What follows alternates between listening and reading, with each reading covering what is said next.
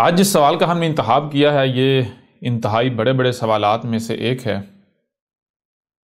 اور یہ سوال اپنے آپ میں انتہائی اہم ہے۔ اس سوال کو نہ صرف آپ انتہائی غور کے ساتھ سنیے گا، سمجھیے گا، بلکہ جب اس کا جواب دیا جائے، اس پر بات کی جائے، اسے بھی سنیں سمجھیں، اور اس کے بعد پھر اس کے برعکس جو بھی بات کی جاتی ہے یا جو آج تک کی جاتی رہی، جن کو آپ علماء کہتے ہیں، آپ ان کے سامنے رکھیں، ان کی کہی جانے والی بات وہ بھی ان کے سامنے رکھیں اس سوال کے اوپر، اور جو ہم آپ کے سامنے رکھتے ہیں یہ بھی سامنے رکھیں۔ پھر ان سے سوال کریں، ان سے پوچھیں کہ آپ خود ہی بتا دیں کہ ان میں سے حق کیا ہے۔ آیا آپ جو نسل در نسل کہتے چلے آ رہے ہیں وہ حق ہے، یا پھر یہ جو احمد عیسیٰ بات کہہ رہا ہے یہ حق ہے؟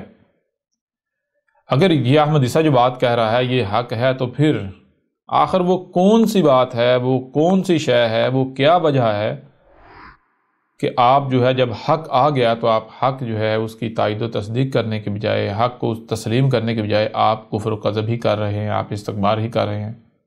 نہ صرف خود جو ہے وہ ہلاکت کا سودا کر رہے ہیں، بلکہ اپنے ساتھ اپنے پیچھے اکثریت کو بھی ہلاکت کی طرف لے کر جا رہے ہیں۔ تو بہرحال یہ سوال کرنا نہ کرنا یہ آپ کے اوپر ہے، لیکن میں تو آپ کو یہی کہوں گا، ہم آپ کو یہی کریں گے کہ آپ یہ سوال ان کے سامنے ضرور رکھیے گا۔ آتے ہیں آپ کے سوال کی طرف۔ احمد عیسیٰ بھائی صاحب، سے پہلے تو آپ کا جتنا بھی شکریہ ادا کیا جائے کم ہے کہ آپ کی وجہ سے ہمارے اندر سوچنے سمجھنے کی صلاحیت پیدا ہوئی، اور آپ ہی کی وجہ سے ہم میں سوال کرنے کی ہمت پیدا ہوئی، ورنہ ہمیں تو بچپن سے ہی ایسا بنا دیا گیا تھا کہ ہم کوئی بھی سوال نہیں کر سکتے۔ اگر کوئی سوال ذہن میں آ بھی جاتا تو یہ سوچ کر خوف کا شکار ہو کر اپنے سوال کو دبا دیتے کہ کہیں ہم کافر نہ ہو جائیں، کہیں اللہ ہم سے ناراض نہ ہو جائیں، کہیں ہم دائرہ اسلام سے خارج ہی نہ ہو جائیں، یا کہیں ہمارا یہ سوال اللہ، رسول، ملائکہ، قرآن، علماء یا اسلام کی توہین کے زمرے میں نہ آ جائے، اور ہم اس خوف کی وجہ سے اپنے سوالات کو دبا دیتے تھے۔ لیکن آج الحمدللہ آپ کی وجہ سے ہم ایسے تمام تر خوف و ڈر سے آزاد ہو چکے ہیں، اور میں یہ بات پورے یقین کے ساتھ کہہ رہا ہوں کہ اگر کسی بھی مکتبہ فکر کا شخص آپ کی باتوں کو سن لے، کوئی پڑھا لکھا ہو یا پھر ان پڑھ ہو، جو بھی آپ کی دعوت کو ایک بار سن لے گا تو اس کی زندگی میں پہلی بار اسے آزادی کا احساس ہوگا کہ اصل میں آزادی کسے کہتے ہیں اور حق ہے کیا۔ آپ کی دعوت کو صرف سننے کی دیر ہے، اس کا انکار نہیں کیا جا سکتا، اور اگر کوئی انکار کرتا بھی ہے تو وہ پورا زور لگانے کے باوجود بھی آپ کی دعوت کا متبادل نہیں لا سکتا۔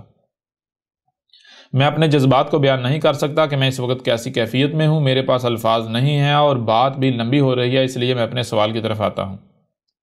ہم یہ بات بچپن سے سنتے چلے آ رہے ہیں کہ اللہ نے قرآن میں فرمایا ہے کہ اللہ نے ہم سے اپنے رب ہونے کا عہد لیا تھا، اور تراجم و تفاسیر میں اور علماء نے ہمیں بتایا کہ وہ عہد عالم ارواح میں لیا گیا، لیکن ہمیں تو کچھ یاد نہیں پڑتا کہ ہم سے اللہ نے ایسا کوئی عہد لیا تھا۔ اور اگر بالفرض مان بھی لیا جائے کہ اللہ نے ہم سے ایسا کوئی عہد لیا تھا، تو پھر یہ کہاں کی عقل مندی ہوئی کہ ہم سے ایسی حالت میں عہد لیا گیا کہ ہمیں اس بارے میں کچھ بھی یاد تک نہیں۔ جیسے آپ مثالیں دیتے ہیں، میں بھی اپنے سوال کو ایک مثال سے آپ کے سامنے واضح کرتا ہوں۔ مثلاً اگر میں آپ کو نشہ آور انجیکشن لگا دوں اور آپ اپنے ہوش کھو بیٹھیں، تو بے ہوشی کی حالت میں یا مدہوشی میں آپ سے کوئی بات کہوں یا آپ سے کوئی عہد لے لوں، تو کیا میں عقل مند کہلواؤں گا؟ اور کیا یہ آپ کے ساتھ انصاف ہوگا؟ اور کیا ایسا کرنا کسی بھی صورت جائز ہو سکتا ہے؟ یہ کیا بات ہوئی کہ اگر انسان ایسا کرے تو انسان پر لعن طعن کی جائے گی، اسے برا بلا کہا جائے گا، اسے ظالم کہا جائے گا، لیکن اگر یہی کام اللہ کرے تو کیا صرف اس وجہ سے سوال کو دبا دیا جائے کہ ایسا کرنے والا اللہ ہے، اس لیے خاموش ہو جائیں، اپنے سوال کو دبا لیں کہ یہ اللہ کر رہا ہے؟ اور پھر کون سا اللہ جو نہ تو کبھی سامنے آیا اور نہ ہی ہم نے اسے کبھی سنا نہ دیکھا؟ اگر ایسا کوئی اللہ ہے بھی تو کیا اس کا ہمارے ساتھ یہ ظلم نہیں ہے؟ اور ہمیں بچپن سے ایک اور بات بھی بتائی گئی کہ نابالغ یا جو مکمل باشعور نہیں ہو جاتا وہ مرفوع القلم ہوتا ہے، لیکن کیا یہ قانون خود اللہ پر لاگو نہیں ہوتا؟ پلیز اس سوال کا اسی طرح تسلی بخش جواب دیں جیسے آپ حسب روایت ہر سوال کا جواب دیتے ہیں۔ جی، یہ تھا آپ کا سوال آپ کا تھوڑا لمبا ہی تھا، لیکن ہم نے کوشش کی کہ آپ کے سوال کو کہیں سے کانٹا چھانٹا نہ جائے، یعنی کہ جو آپ کا سوال ہے منوان اسی طرح سب کے سامنے رکھا جائے، آپ کے سامنے رکھا جائے۔ اور آپ کا سوال واقعتاً تھا ہی ایسا کہ اسے یعنی کہ اسی طرح سامنے رکھا جاتا، اور اس طرح کے جیسے آپ نے سوال بھیجا ہے اس طرح کے بہت سارے سوالات موصول ہیں، یعنی کہ ان سوالات کا محور بھی وہی ہے جو آپ کے سوال کا محور ہے، لیکن ان تمام سوالات میں آپ کا سوال جو ہے وہ بہترین سوال تھا، انتہائی زبردست سوال تھا جو کہ تمام سوالات کا احاطہ کرتا تھا، اس وجہ سے آپ کے سوال کا انتخاب کیا گیا اور سب کے سامنے رکھا گیا۔ تو اب آتے ہیں اس کے جواب کی طرف۔ دیکھیں میرے پیارے بھائی، آپ جنہوں نے سوال بھیجا اور آپ کے علاوہ وہ جتنے بھی لوگ ہیں جنہوں نے اس سے ملتا جلتا یا اسی مرکز و محور کا سوال ارسال کیا، سوال بھیجا، وہ سب کے سب ہوں، یا پھر آپ کے علاوہ وہ تمام کے تمام افراد، وہ تمام کے تمام لوگ جن کا یہ کہنا ہے، جن کا یہ دعویٰ ہے کہ اللہ نے ہم سے عہد لیا تھا، اور عہد کب لیا تھا؟ عہد لیا تھا عالم ارواح میں، ٹھیک ہے جی۔ تو ایسے تمام کے تمام افراد کو نہ صرف میں یہ چیلنج کرتا ہوں، بلکہ اگر کوئی شخص اپنے اس سوال کو، یعنی اپنی اس بات کو قرآن سے ثابت کر دے تو میں اسے منہ مانگا انعام دوں گا، یا جو سزا کہیں گے احمد عیسیٰ اسے بھگتنے کو تیار ہے۔ یعنی دیکھیں کہ یہ جو بات آپ نے کہی ہے، جو سوال آپ نے سامنے رکھا ہے، جی اللہ نے ہم سے عالم ارواح میں عہد لیا تھا، اور ظاہر بات ہے عالم ارواح کیا ہے کسی کو پتہ ہی نہیں ہے۔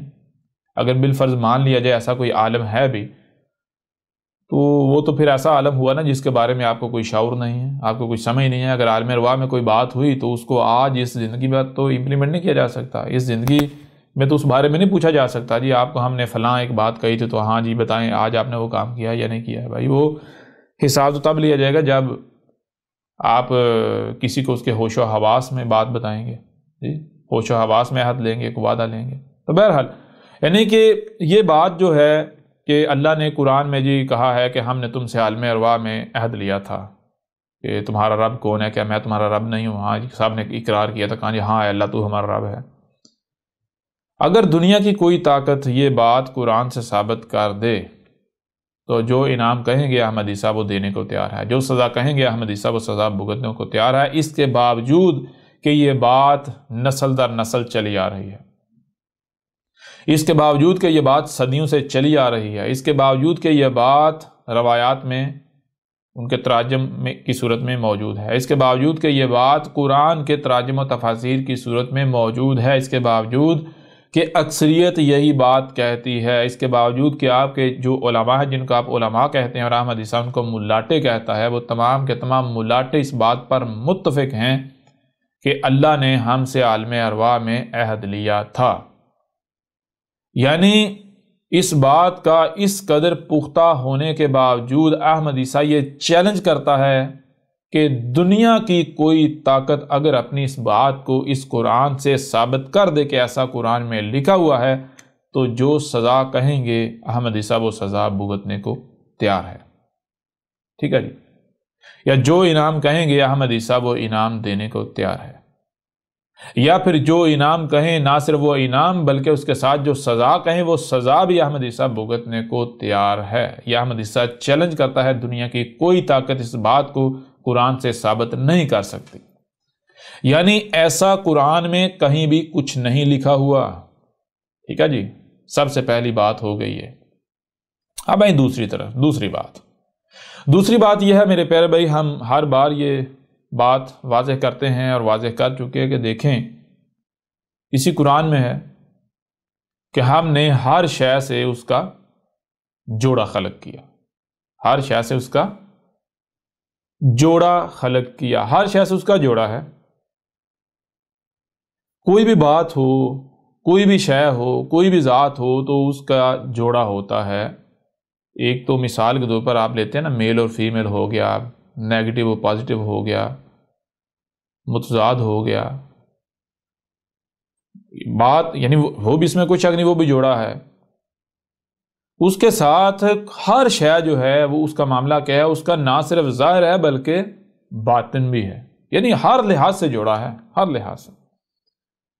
تو کوئی بھی بات ہے، کوئی بھی ذات ہے، کوئی بھی شے ہے، کوئی بھی وجود ہے، تو وہ صرف وہی کل کا کل نہیں ہے جو ظاہر ہے، بلکہ ظاہر کے ساتھ ساتھ باطن بھی ہے، جسے عربوں کی زبان میں غیب بھی کہتے ہیں، ٹھیک ہے جی، غیب یعنی کہ جو چھپا ہوا ہے۔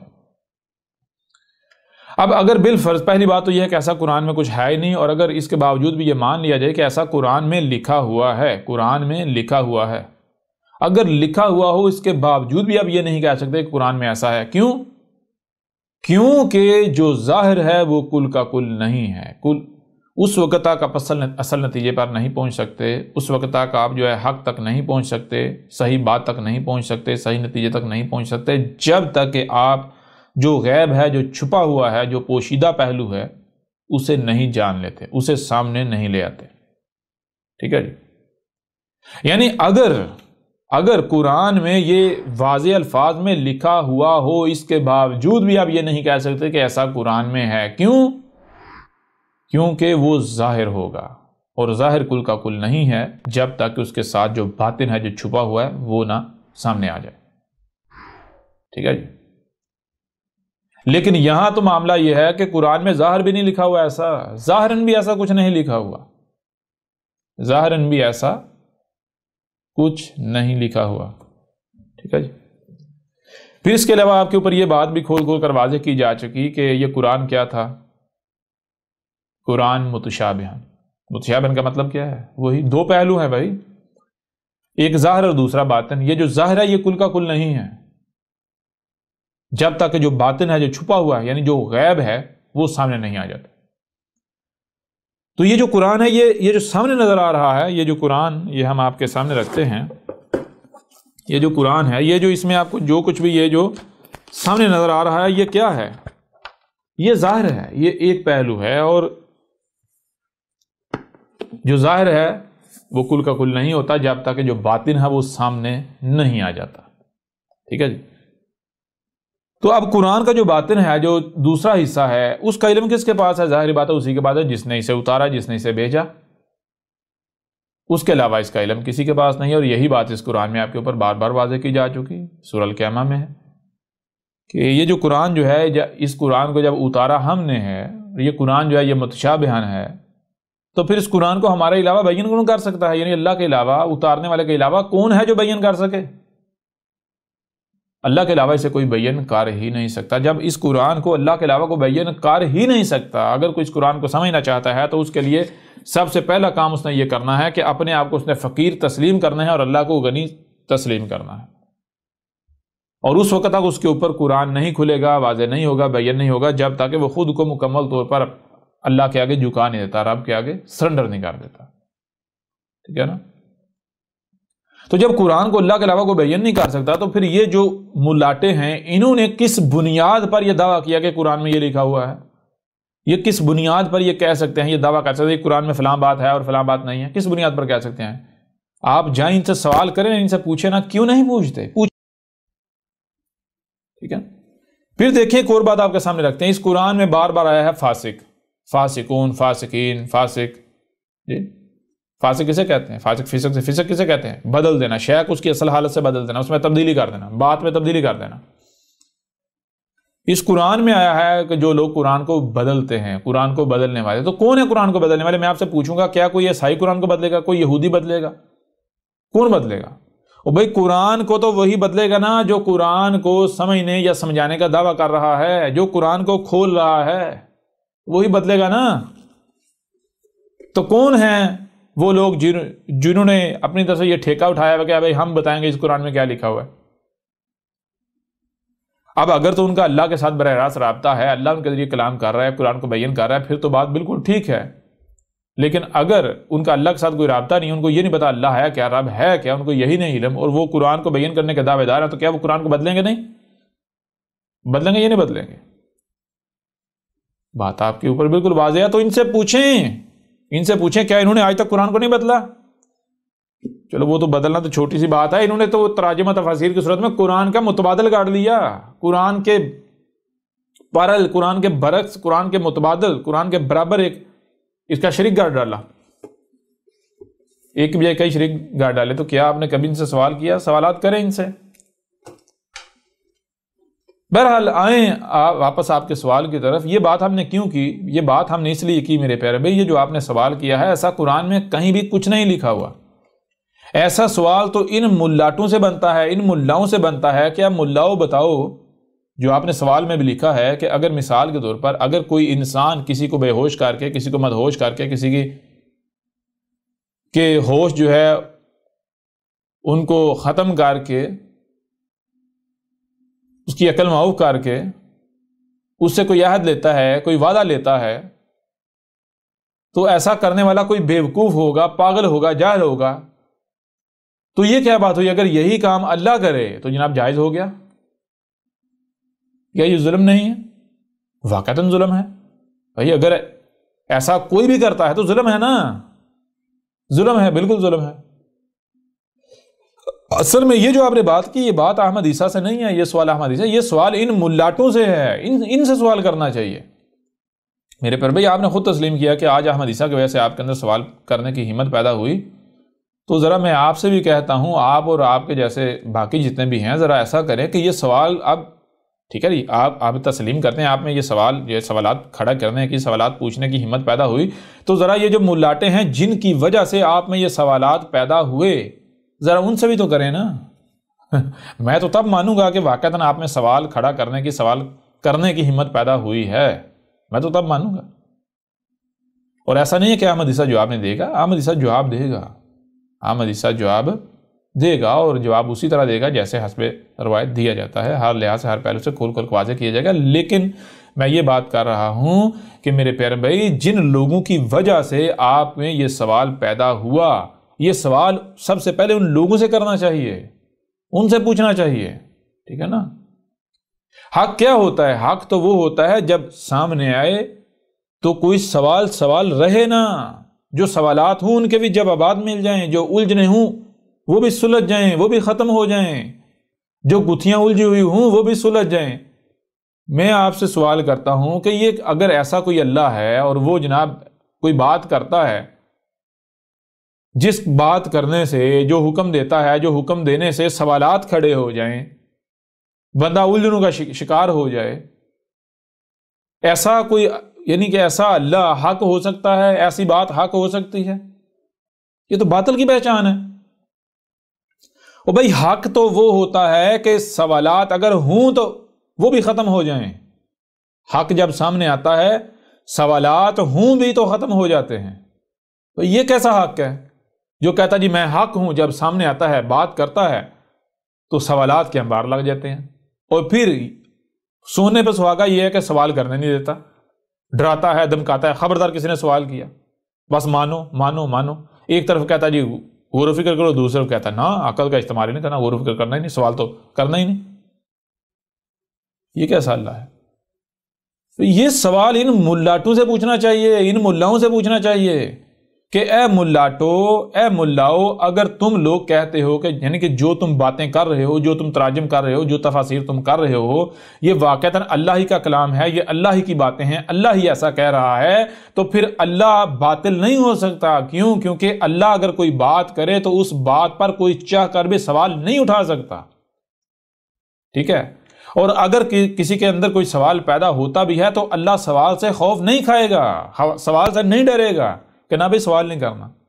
اور تم لوگ کیا کرتے ہو؟ تم لوگ جو کچھ اللہ سے منسوب کر کے، رسولوں سے منسوب کر کے، قرآن سے منسوب کر کے ہمارے سامنے لاتے ہو حق کے نام پر، جب وہ سامنے آتا ہے ہمارے سامنے سوالات کے انبار کھڑے ہو جاتے ہیں، ہم کنفیوز ہو جاتے ہیں، ہمیں اطمینان تو ہوتا نہیں، الٹا ہم الجھنوں کا شکار ہو جاتے ہیں۔ اور پھر اس سے بڑھ کر بات یہ ہے کہ سوالات تم پوچھنے نہیں دیتے، سوالات کرنے سے تم ڈراتے ہو۔ کیا یہ حق ہو سکتا ہے؟ کیا یہ اللہ کی بات ہو سکتی ہے؟ بھائی ان ملاٹوں کا تو اپنا کردار واضح کر رہا ہے کہ یہ آپ لوگوں کو اللہ کے نام پر گمراہ کر رہے ہیں، یہ آپ لوگوں کو، کیونکہ معاملہ یہ ہے کہ آپ پیدا ہوئے، جیسے ہی آپ پیدا ہوئے تو آپ کے ساتھ وہی کیا گیا جو ایک ہاتھی کے بچے کے ساتھ کیا جاتا ہے۔ ایک ہاتھی کا بچہ ہوتا ہے، اس کو یعنی کہ بچپن سے اس کو ایک مضبوط سنگل سے باندھ دیا جاتا ہے، وہ کچھ وقت تک وہ زور لگاتا ہے، آزاد ہونے کی کوشش کرتا ہے، لیکن آہستہ آہستہ اس کے اپنی ٹانگیں زخمی ہو جاتی ہیں زور لگا کے، جہاں پر سنگل پڑا ہوا ہوتا ہے، تو اس کو یقین ہو جاتا ہے کہ میں آزاد ہونے والا نہیں ہوں، آزادی میری قسمت میں نہیں ہے، میری یہی کل دنیا ہے جہاں تک یعنی کہ یہ سنگل مجھے باندھا ہوا جو جس ریڈیس میں جا سکتا ہوں، یہی میری کل دنیا، اس سے میں آگے نہیں جا سکتا۔ تو وہ جو ہاتھی کا بچہ ہوتا ہے، آہستہ سے ایک وقت آتا ہے کہ وہ اس بات کو، اس غلامی کو دماغی طور پر قبول کر لیتا ہے، ٹھیک ہے جی، دماغی طور پر، ذہنی طور پر وہ قبول کر لیتا ہے کہ بھائی میں اس سے باہر نہیں جا سکتا، میری یہی کل دنیا، اس سے باہر میں جا ہی نہیں سکتا، میں جو جی چاہے کر دوں، میں اس سے باہر نہیں جا سکتا، اس سے آگے نہیں جا سکتا۔ وہ دماغی طور پر تسلیم کر لیتا ہے۔ جب ہاتھی جو ہے، ہاتھی کا بچہ دماغی طور پر اس بات کو تسلیم کر لیتا ہے، اس کے بعد کیا ہوتا ہے؟ اس کا سنگل اتار دیا جاتا ہے۔ اس کے بعد ایک نلکی جو ہے، اس کا داغا، باریک سا داغا جو ایک بچہ توڑ دے، کچا داغا، وہ داغا لے کے ہاتھی کے پاؤں کو ڈال کے تو کسی جگہ پر باندھ دے، تو ہاتھی کی جرت نہیں ہوگی، بہت بڑا ہاتھی ہوگا، اس کی جرت نہیں ہوگی کہ وہ اس داغا جس ریڈیس میں اس کو رکھ رہا ہے اس سے باہر جائے، نہیں جائے گا۔ کیوں؟ کیونکہ ہاتھی نے دماغی طور پر اس غلامی کو قبول کر لیا ہوا ہے۔ بالکل یہی آپ لوگوں کے ساتھ کیا گیا اور کیا جاتا ہے۔ جب آپ کسی کے ہاں پیدا ہوتے ہیں، جس کے ہاں بھی پیدا ہوتے ہیں، آپ کے والدین آپ کو غلام بنا دیتے ہیں، آپ کے ملاٹے آپ کو ایک دائرے کے اندر بند کر دیتے ہیں، آپ کا معاشرہ آپ کو ایک دائروں کے اندر بند کر دیتا ہے، آپ کو بتایا جاتا ہے کہ یہی کل دنیا ہے، اس سے باہر آپ نہیں جا سکتے۔ بچپن میں آپ کو ڈنڈے کے ساتھ روکا جاتا ہے، سوچنے سے روکا جاتا ہے، سمجھنے سے روکا جاتا ہے، ٹھیک ہے نا، سوال اٹھانے سے روکا جاتا ہے، آپ کو ڈرایا جاتا ہے۔ تو آہستہ آہستہ کیا ہوتا ہے؟ آپ کے دماغوں میں اتنے بڑے بڑے خوف اور ڈر مسلط کر دیے جاتے ہیں، آپ کی سوچنے سمجھنے کی صلاحیتیں سلب کر لی جاتی ہیں، آپ کو غلام بنا دیا جاتا ہے، ٹھیک ہے۔ اور پھر نتیجہ اس کا کیا نکلے گا؟ اور نتیجہ کیا نکلتا ہے؟ آج آپ کے سامنے ہے،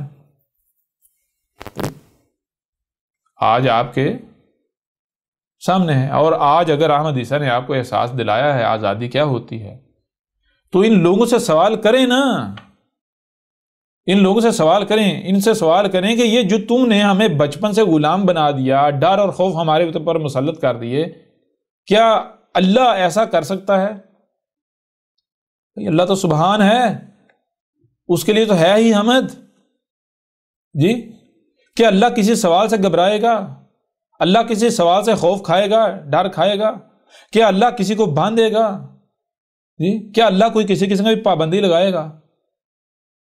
چھوٹی سی بات میں آپ کے سامنے رکھتا ہوں، چھوٹی سی بات، یہ جو کان ہے کسی مولوی نے تو نہیں بنائے، مانتے ہیں نا آپ کے رب نے بنائے۔ یہ جو آنکھیں ہیں کسی مولوی نے تو نہیں بنائی، یہ جو ہاتھ ہیں مولوی تو نہیں بنائے، ٹانگیں مولوی نے تو نہیں بنائی، یا کس نے مانتے ہیں نا رب نے بنائی۔ تو میں آپ سے پوچھتا ہوں، کیا رب نے یہ جو کان ہے ان کوئی دائرے کے اندر بند کیے، یا پھر جتنا بھی ظاہر ہے سننے کی صلاحیت دی؟ جتنا بھی ظاہر ہے، جس حد تک یہ کان سننے کی صلاحیت رکھتے ہیں، رب نے ان کو آزاد خلق کیا ہے، آنکھوں کو آزاد۔ کوئی رب نے آگے کوئی پردہ لگایا جب کوئی ایسی چیز آئے گی جو تم نے نہیں دیکھنی، جو تمہارے لیے اچھی نہیں ہے، تو آنکھیں بند ہو جائیں آٹومیٹک، دکھنا بند ہو جائے؟ ایسا ہوتا ہے؟ نہیں ہوتا۔ وہ رب نے تو آپ کو آزاد خلق کیا ہے، رب تو نہیں گھبراتا جی، رب تو نہیں گھبراتا۔ رب تو بار بار کہتا ہے بھائی تحقیق کرو، تحقیق کرو، تحقیق کرو۔ یہ ملا کیسا ہے، یہ لوگ کیسے جنہوں نے بچپن سے آپ کی تربیت ایسی کر دی؟ ان سے پوچھیں بھائی کیا تم لوگ اللہ کے نام پر ہمیں گمراہ نہیں کر رہے، ہمیں استعمال نہیں کر رہے؟ بچپن سے آپ کے دماغوں میں یہ بت نصب کر دیے گئے، آپ کو قیدی بنا دیا گیا، آپ کے اوپر ڈر اور خوف مسلط کر دیے گئے، آج انہی کا استعمال کیا جا رہا ہے۔ آپ کی ان کمزوریوں کا استعمال کر کے یہ لوگ آپ کو استعمال کر رہے ہیں، آپ کے ملاٹے آپ کو استعمال کر رہے ہیں، کیونکہ ان کو پتا ہے اللہ کے نام پر کسی کو بھی استعمال کیا جا سکتا ہے، محمد کے نام پر کسی کو بھی استعمال کیا جا سکتا ہے، رسول کے نام پر کسی کو بھی استعمال کیا جا سکتا ہے۔ جو اصطلاحات، جو بت آپ کے دماغوں میں نصب کیے گئے، ٹھونسے گئے، گھڑے گئے اتنی محنت سے ان لوگوں نے، تو ان کو پتا ہے وہ بت جو ہے وہ آپ کی کمزوریاں ہیں، ان کمزوریوں کو لے کر آپ کو استعمال کیا جا سکتا ہے، آپ کی ان کمزوریوں کو بطور دباؤ استعمال کیا جاتا ہے، ٹھیک ہے نا۔ تو لہٰذا میرے پیارے بھائی، جہاں اگر آپ کہتے ہیں کہ آپ کے اندر سوال کرنے کی ہمت پیدا ہوئی، تو میں تو تب مانوں گا جس دن آپ نے یہ سوالات ان ملاٹوں سے کیے، ان دین کے ٹھیکیداروں سے کیے، ٹھیک ہے نا، یہ جو ٹھیکیداری اٹھائے ہوئے ہیں اپنے کندھوں پر، ان سے جس دن آپ نے سوالات کیے۔ ویسے تو سوال کا جواب یہیں تک یعنی کہ غور کیا جائے تو آپ کو مل چکا ہے، لیکن اس کے باوجود ہم جو ہے ایک اور پہلو سے آپ کے سوال کو اب کھول کر واضح کرتے ہیں، اس کا جواب آپ کے سامنے رکھتے ہیں۔ آپ نے کہا کہ اللہ نے قرآن میں کہا ہے کہ ہم نے تم سے عہد لیا تھا، اور وہ قرآن میں کون سی آیت ہے میں آپ کو بتاتا ہوں، یہ بہت مشہور آیت ہے. یہ آیت ہے سورہ الاعراف ہے، 7 نمبر سورت ہے، اور اس کی آیت ہے 172 172.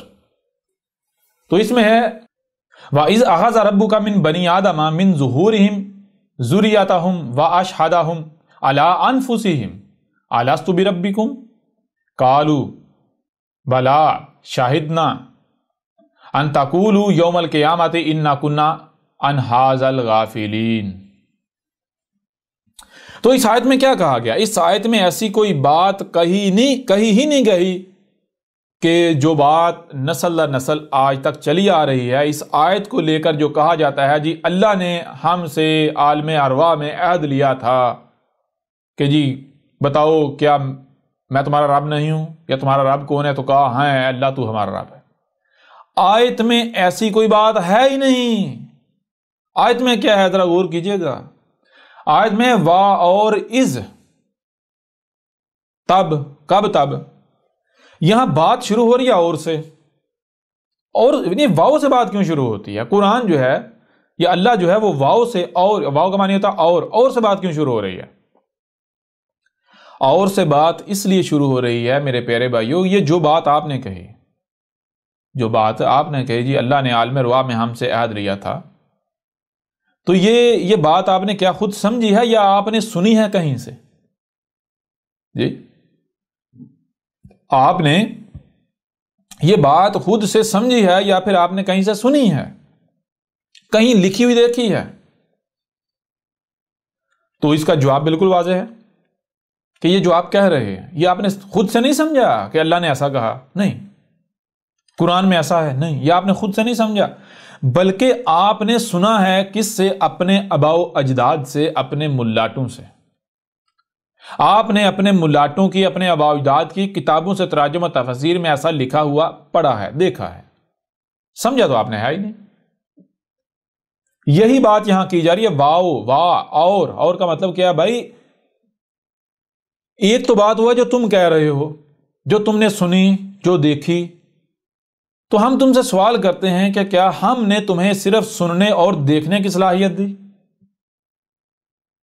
کہ جو بھی سنائی دیتا ہے اسے منوان تسلیم کر لو، جو بھی دکھائی دیتا ہے اسے ویسے منوان تسلیم کر لو، جو بھی سنائی دیتا ہے دکھائی دیتا ہے اسی طرح عمل کرنا شروع کر دو، اسی کی طرف چلنا شروع کر دو؟ یا پھر اس کے درمیان میں ہم نے سمجھنے کی صلاحیت بھی رکھی کہ اس وقت تک عمل نہیں کرنا جب تک کہ جو سنائی اور دکھائی دے رہا ہے اسے سمجھ نہیں لیا جاتا؟ ہم نے سمجھنے کی صلاحیت دی یا نہیں دی؟ لہذا کیا تم نے جو سنائی دے رہا ہے، جو دکھائی دے رہا ہے اسے سمجھ لیا؟ نہیں، تم تو وہی کہہ رہے ہو جو تم نے سنا، جو دیکھا، جو تمہارے آباء و اجداد سے تمہیں منتقل، تم تو وہی رٹے لگا رہے ہو. اور چلو وہ جو بات تم کہہ رہے ہو جی اللہ نے عالم ارواح میں ہم سے عہد لیا تھا، یہ تم نے سنا نا، ٹھیک ہے، اس کو ایک سائڈ پر رکھو. آپ ایک کام اور کرو. کیا کرو؟ کہ ہم نے تمہیں جو سنائی اور دکھائی دے رہا اسے سمجھنے کی صلاحیت نہیں دی نا، تو ایک بار سمجھ کے تو دیکھ لو کیا یہ اللہ نے ایسا کہا ہے یا پھر یہ تمہارے ملاٹوں نے کہا ہے؟ ملاٹوں نے اللہ کے اوپر بہتان باندھا ہے، افترا کیا ہے، تمہارے بڑوں نے. جی سمجھ بھی تو لو نا ذرا. جب تم سمجھو گے تو پھر تمہارے اوپر حق کھل کر واضح ہو جائے گا کہ حقیقت کیا ہے اور تمہارے بڑوں نے، تمہارے ملاٹوں نے تمہارے ساتھ کیا کھلواڑ کیا ہے، پھر تمہیں سمجھ آئے گی. یہی بات مثال کے طور پر آپ دیکھیں، یہ دیکھیں ذرا، یہ سورت ہے المومنون، سورہ المومنون کی آیت نمبر 78 اس میں کیا ہے؟ وَهُوَ الَّذِي أَنشَأَ لَكُمُ السَّمْعَ وَالْأَبْصَارَ وَالْأَفْئِدَةَ قَلِيلًا مَا تَشْكُرُونَ. اس میں کیا کہا جا رہا ہے؟ وا اور ہوا، یہاں بات واو سے شروع ہو رہی ہے. آگے بات کیا، یعنی کہ آگے تم کو کیسا ہم بنایا گیا ہے؟ تمہیں کیسا بنایا گیا ہے؟ تمہیں بنایا گیا سننے والا، دیکھنے والا، نہ صرف سننے اور دیکھنے والا بلکہ سمجھنے والا بھی بنایا ہے. اچھا، کون تم کو ایسا سننے دیکھنے سمجھنے والا کس نے بنایا ہے؟ کون؟ یہ تم کیا سن رہے ہو اس کے بارے؟ جی اللہ نے بنایا نہیں، اللہ نے ہمیں بنایا، اللہ نے ہمیں بنایا، اللہ نے ہمیں بنایا، اللہ نے ہمیں بنایا. یہ تو سن ہی رہے ہو نا. کون سا اللہ جو اوپر آسمان اوپر چڑھ کے بیٹھا ہوا ہے؟ یہ تو تم سنتے آ رہے ہو نا. یہ تو تم نے سنا ہے اپنے بڑوں سے، نسل در نسل چلا آ رہا ہے، ان کی بڑوں کی کتابوں میں لکھا ہوا پڑھا ہے، دیکھا ہے. یہی ہے نا. کیا جو سنائی اور دکھائی دے رہا ہے وہی کل کا کل ہے؟ یا کیا ہم نے تمہیں صرف سننے اور دیکھنے کی صلاحیت دی؟ جو سنائی اور دکھائی دے رہا ہے اسے سمجھنے کی صلاحیت نہیں دی؟ ایک طرف تمہارے بڑے، تمہارے آباء و اجداد، تمہارے ملاٹے یہ کہہ رہے ہیں کہ تمہیں اللہ نے خلق کیا، اللہ نے خلق کیا، اللہ نے بنایا. اور کون ہے اللہ؟ اللہ کائنات سے الگ اوپر آسمانوں پر چڑھ کے بیٹھا ہوا ہے. یہ تو تم سن رہے ہو. تم ایسا کرو، تم ایک بار خود اپنی تخلیق میں بھی غور کر کے دیکھو کہ تمہیں کس نے خلق کیا ہے. تو جب تم اپنی تخلیق میں غور کرو گے تو تمہارے اوپر یہ بات کھل کر واضح ہو جائے گی کہ ایسا کوئی اللہ ایگزسٹ نہیں کرتا، وجود ہی نہیں رکھتا جو مذاہب کا اللہ ہے، جو نسل در نسل ہمارے نہیں کہ وہ دماغوں میں ٹھونسا گیا. ہمیں خلق کس نے کیا ہے؟ هو الذی ہوا. یہ جو بھی موجود ہے ہر طرف، اور جو بھی تمہیں نظر آئے، یہی وجود ہے، یہی ذات ہے جس نے تمہیں خلق کیا. اور تمہیں کیسا بنایا ہے؟ کیسا بنایا ہے تمہیں؟ ذرا غور کرو. کیا تم کو سننے کی صلاحیت نہیں دی؟ سننے والا خلق نہیں کیا گیا، بنایا گیا. بنایا گیا نا سننے والا. تو کیا صرف سننے والا بنایا گیا؟ اس طرح دیکھنے والا نہیں بنایا تمہیں؟ جی بنایا نا. تو کیا صرف سننے اور دیکھنے والا بنایا، یا پھر جو سنائی اور دکھائی دے رہا ہے اسے سمجھنے والا بھی بنایا؟ جی بنایا یا نہیں بنایا؟ تو اے عقل کے اندو، جب ہم نے تمہیں سننے کے لیے کان دیے، دیکھنے کے لیے آنکھیں دی، جو سنائی اور دکھائی دے رہا ہے اسے سمجھنے کی صلاحیت دی، تمہارے جو قلوب ہیں ان کو افائدہ کیا، یعنی قلوب جو دل ہیں وہ سنتے اور سمجھتے ہیں، وہ سمجھتے ہیں، وہ دیکھتے ہیں، جو ان کانوں سے سنا نہیں جا سکتا، ان آنکھوں سے دیکھا نہیں جا سکتا، دماغ سے سمجھا نہیں جا سکتا. تو پھر تم کیوں نہیں غور و فکر کرتے؟ تم کیوں نہیں سمجھ رہے؟ کیوں نہیں؟ یہی بات آگے گئی، قلیلا ما تشکرون. انتہائی تھوڑے ہیں جو کون سے؟ جو شکر کر رہے ہیں. شکر کیا؟ جو ان صلاحیتوں کا اسی مقصد کے لیے استعمال کر رہے ہیں جس مقصد کے لیے یہ دی گئی. یعنی جو صرف سنتے اور دیکھتے نہیں، جو ایسا نہیں کرتا صرف جو سنا اس کو مان لیا، جو دیکھا اس کو مان لیا. نہیں، جو سنتے اور دیکھتے ہیں اس کو سمجھ بھی رہے ہیں، بغیر سمجھے نہیں مانتے. ایسے انتہائی کم ہیں. اکثریت کا معاملہ کیا ہے؟ اکثریت جو ہے وہ کفر کر رہی ہے، اکثریت جو ہے وہ ظن کی اتباع کر رہی ہے، اکثریت اسی کے پیچھے چل رہی ہے جس کے اوپر اس نے اپنے بڑوں کو پایا. ٹھیک ہے جی. تو میں آپ سے سوال کرتا ہوں، ذرا آپ دیکھیں آپ کہاں کھڑے ہیں. کیا آپ جو بات کر رہے ہیں، جو سوال آپ اللہ سے کر رہے ہیں کہ اے اللہ تو نے ایسا کہا، کیوں کہا؟ او بھائی پہلے اپنی بات کو ثابت کرو، یہ اللہ نے کہا. ٹھیک ہے جی. اپنی بات کو پہلے ثابت کرو. کہیں ایسا تو نہیں کہ یہ جو تمہارے ملاٹے ہیں انہوں نے اللہ کے نام سے تمہیں ڈرا کے اپنی بات تمہارے دماغوں میں ٹھونس دی. پہلے انہوں نے ایک اللہ نامی بت گڑھا، تمہارے دماغوں کے اندر بٹھایا، اور جب تمہارے اندر یہ بت فکس ہو گیا، پکا ہو گیا، پھر اس بت کو بطور کمزوری استعمال کر کے تمہیں استعمال کیا جا رہا ہے. ٹھیک ہے جی. اپنی یہ ملاٹے اپنی باتوں کو، اپنی خرافات کو اللہ کے نام پر تمہارے دماغوں میں ٹھونستے جا رہے. ٹھیک ہے نا. تو یہ ہے کہ جو بھی آپ یعنی جو آپ سوال کر رہے ہیں، جو بات کر رہے ہیں، کیا یہ آپ نے خود سے سمجھا ہے کہ واقعتاً یہ اللہ ہی ایسا کہہ رہا ہے، یا پھر کہیں ایسا تو نہیں کہ آپ وہی بول رہے ہیں جو آپ نے سنا، وہی بول رہے ہیں جو آپ نے دیکھا. ٹھیک ہے نا. تو سوال کرنے سے پہلے کیا کریں؟ سوال کرنے سے پہلے سوچیں سمجھیں کہ کیا یہ حق ہو سکتا ہے، یہ بات سچ ہو سکتی ہے، کیا اللہ ایسا کر سکتا ہے، کہ ایسا کوئی اللہ ہو سکتا ہے، ایسا کوئی خدا ہو سکتا ہے؟ کیا مجھے واقعتاً اسی نے خلق کیا ہے جس کے بارے میں نسل در نسل سنتا چلا آ رہا ہوں کہ اوپر جو چڑھ کے بیٹھا ہوا ہے، یا پھر میرا خالق کوئی اور ہے؟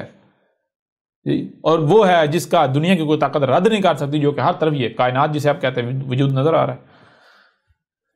تو یہ ہے. پھر آگے دیکھیں، ایک اور آیت آپ کے سامنے رکھتے ہیں. یہ آیت ہے سورہ الاسراء ہے. سورہ الاسراء کی آیت نمبر 36 ہے. سورہ الاسراء کی آیت نمبر 36، 17 نمبر سورت ہے، اس کی آیت نمبر جو ہے وہ 36 ہے. اس میں کیا ہے؟ وَلَا تَقْفُ مَا لَيْسَ لَكَ بِهِ عِلْمٌ. یہاں تو یہ کہا جا رہا ہے کہ کسی بھی ایسے کام، کسی بھی ایسی شے، کسی ایسی بھی بات کے ساتھ ذرا برابر بھی پنگا لینے کی، چھیڑ چھاڑ کرنے کی ضرورت نہیں ہے. پنگا لینے کی ضرورت نہیں ہے جس کے بارے میں تیرے پاس علم نہیں ہے، جس کو جس کے حوالے سے تجھے علم ہی نہیں ہے. یعنی سیدھی سی بات کہ بھائی وہ کام کرو ہی نہ جس کے بارے میں علم ہی نہیں. ٹھیک ہے. کیوں؟ آگے کیا ہے؟ آگے کہا گیا ان السمع والبصر والفؤاد کل اولئک کان عنہ مسئولا. آگے جو بات کی جا رہی ہے کہ اس میں کچھ شک نہیں، یہ جو تمہیں سننے کی صلاحیت دی گئی ہے، جو تمہیں دیکھنے کی صلاحیت دی گئی، پھر سننے اور دیکھنے کی صلاحیت نہیں دی بلکہ سمجھنے کی صلاحیت دی ہے، وہ جو ان کانوں سے آنکھوں سے سنائی اور دکھائی دے رہا ہے اسے، بلکہ جو ان کانوں سے سنائی نہیں دیتا، جو آنکھوں سے دکھائی نہیں دیتا، جو کہ غیب ہے، جو چھپا ہے، اس سے بھی سمجھنے کی، اس سے بھی دیکھنے سننے اور سمجھنے کی صلاحیت دی گئی ہے. تو کیا ہوگا؟ کلن، یہ جتنی بھی صلاحیتیں تمہیں دی گئی ہیں، اولئک کان، جن کو اولئک جن کو بھی یہ صلاحیتیں دی گئی ہیں، جن کو بھی دی گئی، کانا یہ قانون میں کر دیا، عنہ مسئولا، ان کے بارے میں جو ہے ایسی ہر صلاحیت کے بارے میں جو ہے وہ سوال کیا جا رہا ہے، سوال کیا جائے گا، پوچھا جا رہا ہے. ٹھیک ہے. اگر آپ کوئی بھی کام کرتے ہیں، کچھ بھی کرتے ہیں، کوئی بھی بات مانتے ہیں، تو ذرا دیکھیں کہ کیا آپ نے کس بنیاد پر اس بات کو مان لیا، کس بنیاد پر مان لیا، کہ صرف اس بنیاد پر مان لیا کہ میرے بڑوں نے کہا، کیا اس بنیاد پر مان لیا کہ یہ تواتر کے ساتھ چلی جا رہی ہے، کیا اس بنیاد پر مان لیا کہ اکثریت کہہ رہی ہے. تو اصل بنیاد یہ ہے کہ جو آپ نے سنا وہ اسے مان لیا، منوان تسلیم کر لیا. تو کیا تمہیں صرف سننے کی صلاحیت دی یا پھر جو سنائی دیتا ہے اسے سمجھنے کی صلاحیت بھی دی؟ کیا ہم نے تمہیں صرف دیکھنے کی صلاحیت دی یا پھر جو دکھائی دے رہا ہے اسے سمجھنے کی بھی صلاحیت دی؟ تو کوئی بھی کام کرتے ہو، کوئی بھی بات کرتے ہو، اس وقت تک نہ کرو جب تک کہ تم اسے سمجھ نہیں لیتے. کسی کی بھی بات اس وقت تک نہ مانو جب تک کہ سمجھ نہیں لیتے. لیکن تمہارا معاملہ کیا ہے؟ تم لوگوں نے اپنے دماغوں میں بت بٹھائے ہوئے ہیں، بت بنائے ہوئے ہیں. کسی ملاٹے کا بت، کہیں پر اللہ نامی بت، کہیں پر رسول نامی بت، طرح طرح کے بت بٹھائے ہوئے ہیں. اور دیکھا جاتا ہے کہ یہ شخص جو ہے اس کی کمزوری کیا ہے، اس کے دماغ میں کون سا بت ہے. اگر اس کے دماغ میں قرآن نامی بت ہے تو قرآن سے منسوب کر کے تمہارے، یعنی کہ اس کمزوری کا فائدہ اٹھاتے ہیں، اپنی بات کو تمہارے دماغوں میں ڈالا جائے گا، تم سے منوایا جائے گا. کیونکہ سامنے والے کو پتا ہے اگر میں نے اپنی بات، میں نے کہا جی یہ میری بات ہے مان جو، تو کوئی بھی نہیں مانے، وہ کہے گا تو کون ہے، تیری بات کیوں مان لوں. لہذا دیکھو کہ یہ کس کی مانتا ہے، اس کے دماغ میں بت کون سا ہے.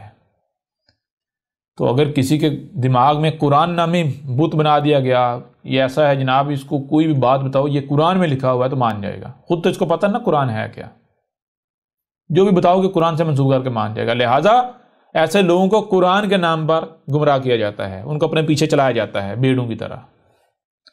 اور جن کی کمزوری کوئی بابا ہوتا ہے، کوئی ملاٹا ہوتا ہے، کوئی فرقہ ہوتا ہے، کوئی گروہ ہوتا ہے، کوئی جو جس کی کمزوری تھے، جس کے دماغ میں جو بت ہوتا ہے، اسی بت کو، اسی کمزوری کا فائدہ اٹھاتے ہوئے، اسی بت کا استعمال کرتے ہوئے، اسی کمزوری کا استعمال کرتے ہوئے یہ ملاٹے اپنی بات کو، یہ جو چلاک اور مکار لوگ ہوتے ہیں، یہ اپنی بات کو لوگوں کے دماغوں میں ٹھونستے ہیں، تمہارے دماغوں میں ڈالتے ہیں، تمہیں منواتے ہیں. ٹھیک ہے جی. کسی کے دماغوں میں روایات کا بت ہے، کسی کے دماغ میں باب بخاری کا بت ہے، باب مسلم کا بت ہے، کسی شیطان کا، یہ جتنے بھی شیاطین ہیں، طرح طرح کے شیاطین کے بت ہیں.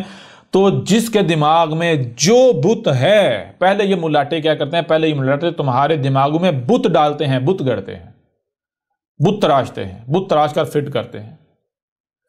اور ایک تو ہوتا ہے فزیکلی بت، مادی بت، جو مٹی کا پتھر کا ہوتا ہے، اس کو توڑنا آسان ہوتا ہے، اس کو سمجھنا آسان ہوتا ہے، اس کو توڑنا آسان ہوتا ہے. لیکن یہ جو دماغی بت ہوتے ہیں نا، ٹھیک ہے، یہ ایک بار اگر کھڑا ہو جائے تو اس کو توڑنا انتہائی مشکل ہوتا ہے. اور تمہارے تو جب تم پیدا ہوتے ہو، پیدا ہوتے تمہارے دماغوں میں یہ بت تراشنا شروع کر دیتے ہیں، تمہارے بڑے والدین شروع کر دیتے ہیں. اور جب تک تم بڑے ہوتے ہو، باشعور ہوتے ہو، تب تک اتنے مضبوط بت تمہارے دماغوں میں کھڑے کر دیے جا چکے ہوتے ہیں کہ پھر تم جو ہے وہ انہی بتوں کی غلامی کرتے ہو جو تمہارے دماغوں میں تصوراتی ہوتے ہیں. پھر ان بتوں سے منسوب کر کے جو چاہے یہ لوگ، یہ چلاک اور مکار لوگ، یہ تمہارے دماغوں میں ٹھونستے ہیں، تم اپنی باتیں تمہارے دماغوں میں ڈالتے ہیں، اور بدلے میں تم سے تمہارا مال کھاتے ہیں. ٹھیک ہے، موجیں کرتے ہیں، لگژری لائف جو ہے، لگژری زندگی جو ہے گزارتے ہیں. ٹھیک ہے جی. تو یہ ہے کوئی بھی بات کرنے سے پہلے، کوئی بھی کام کرنے سے پہلے میرے پیارے بھائی یا میرے پیارے بھائیوں بہنوں، جو بھی حق کے طلبگار ہیں، سب سے پہلے یہ دیکھا جائے کہ میں جو بات کرنے جا رہا ہوں، میں جو کام کرنے جا رہا ہوں، کیا میں نے اسے سمجھ لیا؟ کیا مجھے صرف سننے اور دیکھنے کی صلاحیت دی، یا پھر جو سنائی اور دکھائی دے رہا ہے اسے سمجھنے کی بھی صلاحیت دی؟ جب سمجھنے کی بھی صلاحیت دی تو کیا فضول میں دے دی گئی؟ میں آپ سے سوال کرتا ہوں کہ آپ اگر اپنی کوئی بھی شے کسی کو دیتے ہیں، کوئی بھی شے کسی کو دیتے ہیں تو بغیر کسی مقصد کے دیں گے؟ اگر کسی کو کوئی شے دیتے ہیں تو پہلی بات بغیر مقصد کے نہیں دیں گے، کوئی نہ کوئی وجہ ضرور ہوگی، کوئی نہ کوئی مقصد ضرور ہوگا۔ دوسری بات کیا اس سے پوچھیں گے نہیں کہ بھائی بتا تو نے اسے جو ہے وہ اسی مقصد کے لیے استعمال کیا یا کہیں کسی اور مقصد کے لیے استعمال تو نہیں کیا؟ تو جس نے آپ کو خلق کیا ہے، کس نے خلق کیا؟ پہلی بات تو یہ ہے کہ اب غور کریں، کیا وہی ہے جس کے بارے میں آپ نسل در نسل سنتے چلے آ رہے ہیں، جو اب محض ایک بت ہے دماغوں میں، اس کے علاوہ اس کا کوئی وجود نہیں؟ یا پھر آپ کا خالق یہی کائنات ہے جن کو آپ مخلوقات کا نام دے رہے ہیں؟ ٹھیک ہے نا؟ حق کیا ہے؟ غور کریں۔ پھر جو بھی آپ کام کرتے ہیں، جو بھی بات کرتے ہیں، کیا آپ نے اسے سمجھ لیا؟ یا پھر کہیں ایسا تو نہیں کہ آپ کے دماغوں میں جو بت بنائے گئے، بت بٹھائے گئے، ان بتوں کا استعمال کرتے ہوئے، ان کمزوری کا فائدہ اٹھاتے ہوئے اپنی بات، اپنی خرافات کو آپ کے دماغوں میں ڈالا جا رہا ہے؟ تو یہ چیز ہے، یہ آپ سے پوچھا جائے گا، سوال کیا جائے گا کہ اگر تمہیں یہ عقل کا استعمال ہی کرنا تھا، تمہیں عقل دی کیوں گئی تھی؟ جی آپ مثال کا آپ کہتے ہیں جی محمد ہمارا رسول تھا، محمد ہمارا رسول ہے، تو کیا یہ نہیں کہا کہ اگر رسول میں تمہارے لیے اسوۃ حسنہ ہے، یعنی بالکل ویسے بننا ہے جیسے رسول تھا؟ تو کیا محمد نے یہی کیا جو تم کر رہے ہو؟ یہی ابراہیم کی ملت ہے جو تم لوگ کر رہے ہو، جو آپ لوگ کر رہے ہو؟ یہی ابراہیم کی ملت ہے؟ غور تو کرو، کر کیا رہے ہو؟ آپ تو اپنے اعمال سے، زبان سے جھوٹ بولا جا سکتا ہے، عمل جھوٹ نہیں ہوتا۔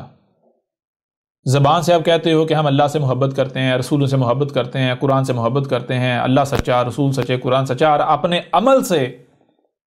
عمل سے آپ کہتے ہو اللہ بھی جھوٹا، قرآن بھی جھوٹا، رسول بھی جھوٹے۔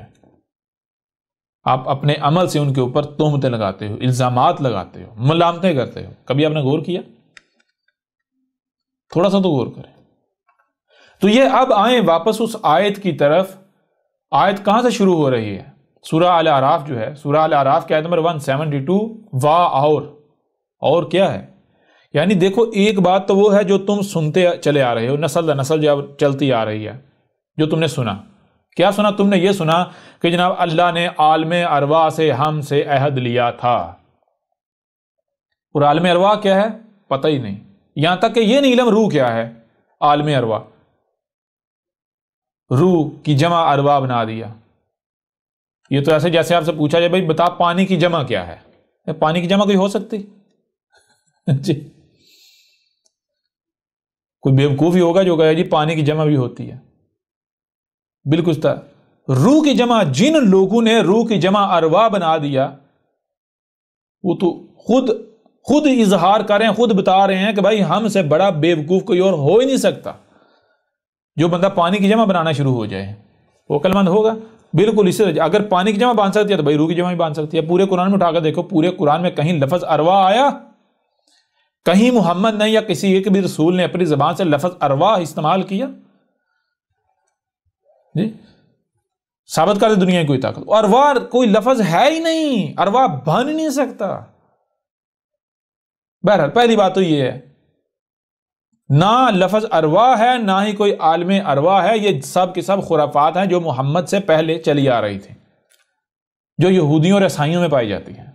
ٹھیک ہے نا؟ آگے بڑھیں۔ تو یہ ایک چیز تو وہ ہے جو تم سنتے چلے آ رہے ہو، جو تم نے اپنے بابوں کی، اپنے بڑوں کی کتابوں میں، ان کے لٹریچر میں دیکھا، لکھا ہوا دیکھا، یا جو تم سنتے چلے۔ ایک تو وہ چیز۔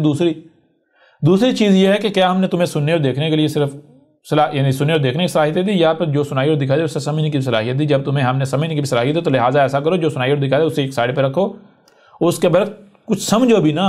پہلے سب سے پہلے تو یہ سمجھو تمہارا خالق کون ہے، اور اس کے بعد تمہیں ساری چیزیں سمجھ آ جائیں گی۔ تو یہ جب تم سمجھو گے تمہارے سامنے کیا آئے گا؟ کب جو ہے عہد لیا تھا؟ کیا تب لیا تھا جب یہ ملاٹے کہہ رہے ہیں عالم ارواح میں لیا تھا، ہماری پیدائش سے پہلے لیا تھا، ہماری تخلیق سے پہلے لیا تھا؟ یا پھر نتیجہ کچھ اور نکلا. نتیجہ یہ نکلا وَإِذْ أَخَذَ رَبُّكَ، عہد کس نے لیا؟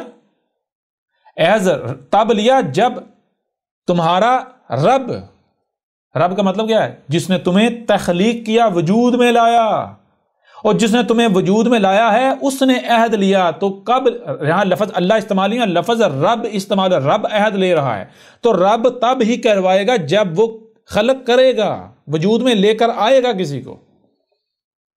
ٹھیک ہے جی، جب وہ وجود میں لے کر آئے گا، جب وہ رب ہوگا. ٹھیک ہے، یہاں لفظ رب کا یہ بتا رہا ہے کہ عہد تب آپ سے لیا گیا ہے جب آپ کو وجود میں لے آیا گیا، اور جو آپ کو وجود میں لے کر آیا اس نے آپ سے عہد لیا. تو وجود میں کون میں لایا آپ کو؟ وجود میں یہی کائنات، جسے یہ کائنات آپ کہتے ہیں، مخلوقات، یہی نیچر، فطرت، یہ کائنات آپ کو وجود میں لے کر آئی، جسے آپ مخلوقات کا نام دے رہے ہیں. یہ مخلوقات نہیں ہیں، یہ ایک وجود ہے. ایک وجود، ہر مخلوق دوسرے ساتھ کنیکٹڈ ہے، ایک ہی وجود ہے. یہ وجود تمہیں جو ہے وہ وجود میں لے کر آئے. اور پھر آگے من بنی آدم، جو بنی آدم ہے، جن کو آدم سے بنایا گیا. تو جب آپ اپنی تخلیق میں غور کریں گے آپ کو یہ بھی پتا چل جائے گا آدم کیا ہے، اور آدم سے جن کو بنایا گیا وہ کون ہے. یہ بھی سارا آپ کو سمجھ آ جائے گا. آدم وہ نہیں تمہارے سامنے آئے گا جو نسل در نسل تم سنتے چلے آئے، نہیں، بلکہ تمہارے سامنے آدم کیا آئے گا؟ زمین کا خون، جسے تم کروڈ آئل کہتے ہو، جسے ایک دوسرے پہلو سے تین کہا گیا. اور من بنی آدم، جن کو آدم سے بنایا گیا. کون آدم سے، کن کو بنایا گیا؟ جب تم غور کرو تخلیق اپنے، تمہارے اوپر بالکل ہاں بھائی ہمیں آدم سے، یعنی زمین کے خون سے، جسے تم کروڈ آئل کہتے ہو، اس سے تمہیں تخلیق کیا گیا، اس سے بنایا گیا. اچھا پھر آگے عہد کب لیا گیا؟ آگے ذرا غور کیجیے گا. من ظہورہم، من سے ظہورہم، جیسے جیسے تم جو ہے آگے ظاہر ہوتے چلے جا رہے ہو، ظہور ہوتا، تمہارا ظہور ہوتا چلا جا رہا ہے. کیسے؟ ذریتہم، جو لوگ موجود ہوتے ہیں، جو بشر موجود ہوتے ہیں، ان کی ذریت اولاد کی صورت میں جب تم ظاہر ہوتے ہو تب عہد لیا جاتا ہے تم سے. جب تک تم کسی کی اولاد ہوتے ہو، بطور اولاد ظاہر ہوتے ہو، ذریت کی صورت میں، اولاد کی صورت میں ظاہر ہوتے ہو، جنم لیتے ہو، وجود میں آتے ہو، اس کے بعد جیسے تم وجود میں آتے ہو، ظاہر ہوتے ہو دنیا میں کسی کی اولاد کی صورت میں، تو تم سے عہد لینا شروع ہو جاتا ہے. تم سے تمہارا رب کون ہے. ٹھیک ہے جی. پھر تم کیسے پوچھا جا رہا ہے؟ زبان سے نہیں، پریکٹیکلی تمہارا رب کون ہے.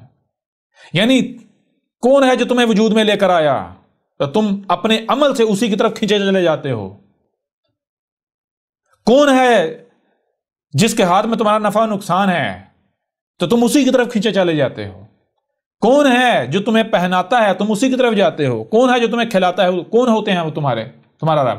تمہارے والدین جو تمہیں وجود میں لے کر آئے، تم انہی کی طرف کھینچے چلے جاتے ہو. تمہیں ذرا سے بھی یہی چوٹ لگتی ہے تو اسی کی طرف، انہی کی طرف دوڑے چلے جاتے ہو. یہ بات ہو رہی ہے. اور آگے آگے وَأَشْهَدَهُمْ عَلَىٰ أَنفُسِهِمْ، تو کہا یہ جتنے بھی موجود ہیں ان کی اپنی ذاتوں نے، اپنے وجود نے اپنے اوپر گواہی دی. أَلَسْتُ بِرَبِّكُمْ، کہ ان کا رب کون ہے؟ اپنے رب کے ساتھ تم لوگوں نے کیا کیا؟ تم لوگوں نے رب کے ساتھ یہ گواہی دی کر تمہارا رب کون ہے. رب کے ساتھ.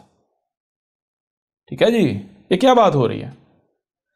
یہ بات یہ ہو رہی ہے کہ جب تمہیں وجود میں لایا گیا تو ذرا غور کرو، تمہیں وجود میں کون لے کر آیا؟ کہ اوپر بیٹھا اللہ لے کر آیا، یا تمہارے والدین تمہیں وجود میں لے کر آئے؟ تمہارے والدین. تو تمہارے والدین تمہارے رب تھے کب؟ وہ تمہیں وجود میں لے کر آئے نا. پھر اس کے بعد کون تمہیں ہر لحاظ سے دیکھتا تھا، تمہارے نفع نقصان کا خیال رکھتا تھا، تمہیں پہناتا تھا، کھلاتا تھا؟ کون؟ وہی نہیں جو تمہیں وجود میں لے کر آئے. تو جب تک تم بچے تھے، جب تک تم انہی کے محتاج تھے جو تمہیں وجود میں لے کر آئے، اس وقت تمہارا کردار کیا تھا؟ کیا کہتے تھے؟ کیا وہی نہیں کہتے تھے جو تمہیں وجود میں لے کر آئے، جنہوں نے تمہیں پالا پوسا، بڑا کیا، بڑا کر رہے تھے، پال پوس رہے تھے، جس کو وہ صحیح کہتے تھے وہی نہیں مانتے تھے تم؟ اسے ہی صحیح نہیں کہتے تھے، جسے وہ غلط کہتے تھے اسے ہی تم غلط نہیں کہتے تھے، جو وہ تمہیں کھلاتے تھے کھانے کو دیتے تھے وہی نہیں کھاتے تھے، جو وہ پینے کو دیتے تھے وہی نہیں پیتے تھے، جہاں وہ لے کر جاتے تھے جدھر وہ جانے کا کہتے تھے ادھر نہیں جاتے تھے۔ بتاؤ ذرا، کب تک؟ جب تک تم اپنے والدین کو اپنا رب سمجھتے رہے۔ کیسے سمجھتے رہے؟ اپنے عمل سے تم یہ اعلان کرتے رہے کہ ہمارا رب ہمارے والدین ہیں۔ جب تمہیں کسی چیز کی حاجت ہوتی ہے تم ہاتھ اٹھا کر یہ نہیں کہتے تھے کہ اے ہمارے پیدا کرنے والے ہمیں یہ چیز دے دے، نہیں، تمہیں پتا ہوتا تھا ہمارا رب کون ہے؟ ہمارا رب کون ہے؟ یہ ہمارے والدین، یہ ہیں ہمارے، یہ ہمیں وجود میں لے کر آئے، یہ ہمارے نفع نقصان کے بارے میں جانتے ہیں۔ جب تمہیں کوئی تکلیف ہوتی تھی تو اپنے والدین کی طرف دوڑے۔ یہ ہے تم نے جو تمہارا رب تھا، تم نے اپنے رب کے ساتھ اپنی ذاتوں کے ساتھ گواہی دی، تمہاری ذاتوں پر گواہی موجود ہے، ٹھیک ہے نا؟ تمہاری ذاتیں، تم اپنی ذاتوں کے ساتھ اور اپنے رب کے ساتھ جو ہے وہ گواہی دے چکے ہوئے، ٹھیک ہے نا، کہ تمہارا رب کون ہے۔ تو چیز یہ ہے کہ جب تک تم اس سٹیج پر تھے، یعنی کہ جب تک تم جو تمہیں وجود میں لے کر آئے، تم سمجھتے تھے کہ یہ ہے تمہارے، یعنی رب کسے کہتے ہیں؟ رب کہتے ہیں جو وجود میں لے کر آیا، نہ صرف وجود میں لے کر آیا بلکہ اس کے بعد پروان چڑھانا، کیا فائدہ مند ہے، کیا نقصان دہ، نقصان سے بچانا، فائدے کی طرف لے کر جانا، کھانے کو دینا، پینے کو دینا، پہننے کو دینا، جو ضروریات ہیں وہ ضروریات، وہ نیڈز فراہم کرنا۔ تو ذرا غور کرو، جب تم وجود میں تمہیں لے کر آیا گیا، جب تم کسی کی اولاد کی صورت میں وجود میں آئے تو اس وقت تمہارا رب کون تھا؟ کس کو تم نے رب تسلیم کیا تھا؟ کھانے کے لیے کس کی طرف رجوع کرتے تھے؟ پینے کے لیے کس سے مانگتے تھے؟ یعنی کہ اگر کہیں سے کوئی تکلیف، آگ چھوتی تھی، تکلیف ہوتی تھی، کس کی طرف دوڑ کے جاتے تھے؟ کیا انہی کی طرف نہیں جاتے تھے کہ جنہوں نے تمہیں وجود دیا تھا؟ تو آج جب تم باشعور ہو گئے ہو، یعنی تم بچپن میں اپنی ذاتوں سے یہ گواہی دیتے رہے، یہ اقرار کرتے رہے کہ ہم جو ہمارا رب ہے ہم اسی کی طرف جائیں گے، جو ہمارا رب ہے ہم اسی کی طرف جائیں گے۔ لیکن جب تم باشعور ہوئے تو کیا اس وقت تم نے سوچا تمہارا رب کون ہے؟ کیا صرف یہی والدین ہی ہیں یا پھر اس کے پیچھے ہماری تخلیق میں ان کے پیچھے کوئی اور بھی ہے؟ کیا تم نے غور کیا؟ نہیں غور کیا۔ یہی جب تم غور کرو گے تو تمہارے اوپر واضح ہو جائے گا۔ جب تک ضرب تمہیں شعور نہیں تھا، تم یہ سمجھتے تھے کہ ہمارا رب ہمارے والدین ہیں، جیسے یہ قرآن میں آتا ہے ربی ارحمہما کما ربیانی صغیرا، ربی ارحمہما، ربی میں رب ہوں، میں بطور رب ہونے کے میں کیا کر رہا ہوں؟ ارحمہما، کیا کرنا؟ رحمہما، میں یہ جو دونوں ہیں ان کو محفوظ کر رہا ہوں، ان کا بھلا سوچ رہا ہوں، ان کو یعنی کہ ہلاکت سے بچا رہا ہوں، ان کو ہر لحاظ سے محفوظ کر رہا ہوں۔ کیسے؟ کما، بالکل اسی طرح، ربیانی، جس طرح یہ میرے رب تھے، صغیرہ، میں چھوٹا تھا یہ میرے رب تھے، جیسے میں چھوٹا تھا یہ میرے رب تھے، ٹھیک ہے؟ اسی طرح آج جب یہ میرے محتاج ہیں تو میں نے ان کا رب بننا ہے، جیسے انہوں نے بچپن میں مجھے یہ میرے رب بنے، مجھے انہوں نے ہر تک یعنی میری انہوں نے دیکھ بھال کی، جو میری ضروریات تھی مجھے فراہم کی، یہ میں اگر ضد کرتا تھا یہ میری ضد جھیلتے تھے، میں اگر یعنی کہ اگر میں غصہ بھی کرتا تھا یہ میرے غصے کو جھیلتے تھے، یہ مجھے برداشت کرتے تھے، یہ میرا نفع سوچتے تھے، نقصان سے مجھے بچاتے تھے، یہ میری دیکھ بھال کرتے تھے۔ سمجھ آ رہی ہے نہیں آ رہی؟ تو جیسے بچپن میں انہوں نے مجھے پالا پوسا، میرا خیال رکھا، میری کیئر کی، یہ میرے رب تھے، بالکل آج جب یہ میرے محتاج ہیں تو میں میرے اوپر کیا ذمہ داری ہے؟ انہوں نے میرے اوپر احسان کیا تھا، آج میں احسان کا بدلا چکا ہوں، اب آج میں ان کا رب بنوں، جب یہ بوڑھے ہو چکے ہوں، جب یہ آج میرے محتاج ہیں، ٹھیک ہے؟ اللہ، تو چیز یہ ہے کہ ذرا غور کریں قرآن کیا کہہ رہے ہیں۔ جب آپ بچے تھے تو آپ مجھے یہ بتائیں کہ آپ کس کی طرف جاتے تھے، کس کی طرف لپکتے تھے؟ کہ آپ یہ کہتے تھے کہ اے اللہ مجھے بھوک لگی ہے، اے اللہ مجھے یہ کر دے، اے اللہ مجھے پہننے کو دے دے، یا پھر آپ کھانے کے لیے کس کی طرف لپکتے تھے؟ کس سے کھانا مانگتے تھے؟ کس سے پینے کے لیے مانگتے تھے؟ کس کی طرف لپکتے تھے؟ ہر جب بھی تمہیں کسی بھی چیز کی ضرورت پیش آتی تھی تو کس کی طرف لپکتے تھے؟ کیا اپنے والدین کی طرف نہیں لپکتے تھے؟ تو والدین کون ہوئے؟ کیا کیوں لپکتے تھے ان کی طرف؟ کیونکہ تم انہیں اپنا رب سمجھتے تھے، وہ تمہارے رب تھے۔ کسی ہمسائے کی طرف کیوں نہیں جاتے تھے؟ بھوک لگتی تھی تو کسی غیر کی طرف کیوں نہیں جاتے تھے؟ تو آج جب تم باشعور ہوئے ہو تو ذرا غور کرو، کیا تمہارے جو والدین ہیں کیا وہی تمہیں وجود میں لے کر آئے یا ان کے پیچھے کوئی اور بھی ہے؟ تو آج جب تمہیں شعور دیا ہے، سوچنے سمجھنے کی صلاحیت دی ہے، جو سنائی اور دکھائی سمجھنے کی صلاحیت دی، جب تم سمجھو گے تمہارے سامنے آئے گا تمہاری تخلیق میں تمہیں وجود میں لانے والے صرف تمہارے والدین ہی نہیں بلکہ یہ کائنات ہے۔ جب تم اپنی تخلیق میں غور کرو گے تمہارے اوپر واضح ہو جائے گا کہ تمہارا رب یہ کائنات ہے، آسمان و زمین یہ کائنات۔ تو جیسے بچپن میں تم نے اپنے والدین کو اپنا رب تسلیم کیا تھا، اپنے والدین کو یعنی تم نے اپنا رب مانا، گواہی دی، اس طرح یعنی کہ رب کے ساتھ گواہی دی کہ رب کسے کہتے ہیں، اسے رب کہتے ہیں، بالکل اسی طرح آج تم نے اس کائنات اس کے وجود کو اپنا رب بنانا ہے۔ تو کیا بنا رہے ہو؟ نہیں بنا رہے، پھر رہے ہو جی۔ کالو کہہ رہے ہیں بلا شاہدنا، بلکہ ہم تو گواہی دے رہے ہیں، ہم نے تو گواہی دے دی، یعنی وہی بچپن میں تمہاری ذاتوں نے گواہی دے دی تھی، تمہارے وجود نے، کہ ہمارا رب کون ہے۔ بچپن میں کس بنیاد پر والدین کو کہتے تھے کہ پہناؤ کھلاؤ؟ ہر جب کوئی بھی ضرورت پیش آتی تو والدین کی طرف، بڑوں کی طرف کیوں دوڑے جاتے تھے جی؟ کیا پھر تب شرک کر رہے تھے؟ اگر کوئی اللہ اوپر آسمانوں پر چڑھ کے بیٹھا ہوا ہے پھر تو شرک ہو گیا۔ تمہاری ذاتیں خود گواہ ہیں، جب تم کسی کی ضروریت اولاد کی صورت میں وجود میں آئے تھے، ضرورت کی صورت میں، کہ رب کون ہے، رب کسے کہتے ہیں، رب بنانا کیا ہوتا ہے، رب کسے بنانا ہے، کون رب بنانے کیا حل ہے۔ تو آج ذرا غور کرو، جب تم غور کرو گے تمہارے اوپر بالکل واضح ہو جائے گا تمہارا رب کون ہے۔ تمہارا رب یہی کائنات ہے۔ کیسا رب بنا رہے ہو؟ جو تمہاری نیڈز ہیں نیچر سے لے رہے ہو یا پھر ضد کر رہے ہو، دشمنی کر رہے ہو؟ ذرا غور کرو، بچپن میں جب تم اپنے والدین کے محتاج تھے تو اگر تم والدین کی بات نہیں مانتے تھے، جس طرف جانے سے والدین تمہیں روکتے تھے اس طرف تم جاتے تھے، نقصان ہوتا تھا یا نہیں ہوتا تھا؟ ہوتا تھا نا جی؟